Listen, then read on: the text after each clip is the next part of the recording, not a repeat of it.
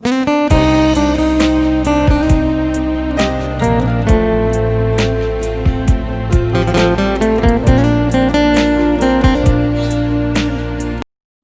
warahmatullahi wabarakatuh. Baiklah anak-anak ibu, kembali lagi bersama ibu kepada pembelajaran hari ini.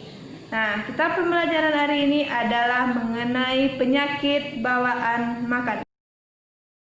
Nah, yang pertama yaitu kita masuk ke definisi penyakit bawaan makanan.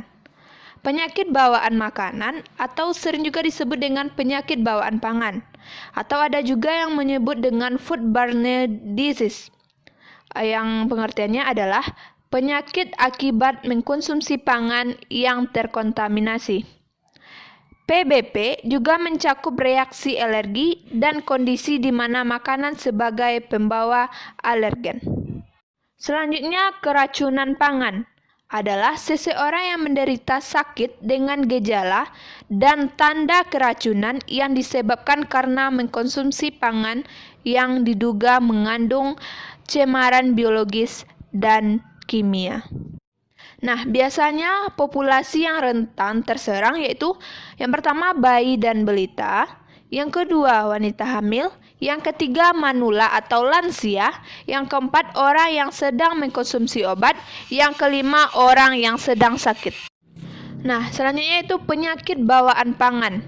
Penyakit bawaan pangan biasanya yang pertama disebabkan oleh virus, 2 bakteri, 3 amoeba atau protozoa, yang keempat parasit, dan yang kelima bukan kuman. Nah, yang pertama yaitu PDP disebabkan oleh virus. Penyakit bawaan pangan yang disebabkan oleh virus yang pertama yaitu hepatitis A. Gejala dari hepatitis A ini adalah demam, rasa tidak enak badan, warna kulit terlihat kekuningan. Penyebabnya adalah virus hepatitis A. Dan sumber infeksinya yaitu penderita. Penyakit yang kedua yaitu gastroenteritis, yang mana gejalanya yaitu diare, muntah, sakit perut, mual, dan demam. Penyebabnya yaitu virus golongan kalkivirus dan rotavirus. Sumber infeksinya yaitu penularan melalui pangan yang terkontaminasi. Yang kedua, penyakit bawaan pangan yang disebabkan oleh bakteri, yang mana penyakitnya yang pertama yaitu demam tifoid dan paratifoid. Gejalanya diare, muntah, sakit perut, demam, dan mual. Penyebabnya Salmonella typhi dan Salmonella paratyphi. Sumber infeksinya penderita dan karir atau pembawa. Penyakit yang kedua yaitu kolera, yang mana gejalanya diare sangat berat, muntah, dehidrasi dalam waktu yang cepat. Penyebabnya Vibrio cholera klasik. Sumber infeksinya yaitu penderita, karir atau pembawa. Penyakit yang ketiga yaitu disentri basiler. Gejalanya diare, demam, sakit perut atau mules.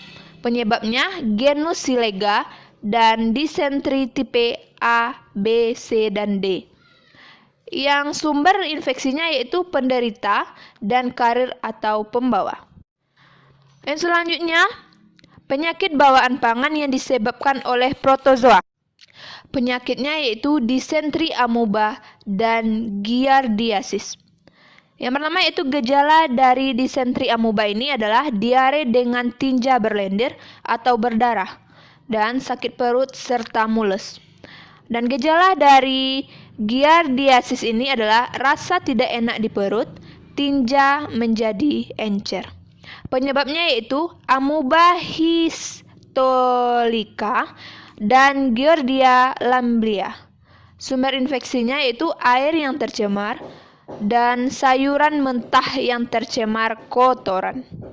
Yang selanjutnya yaitu penyakit bawaan pangan yang disebabkan oleh cacing, yang mana nama penyakitnya yaitu cacingan. Gejalanya demam ringan, sakit otot, sakit perut, diare, haus, berkeringat banyak, dan gangguan saraf.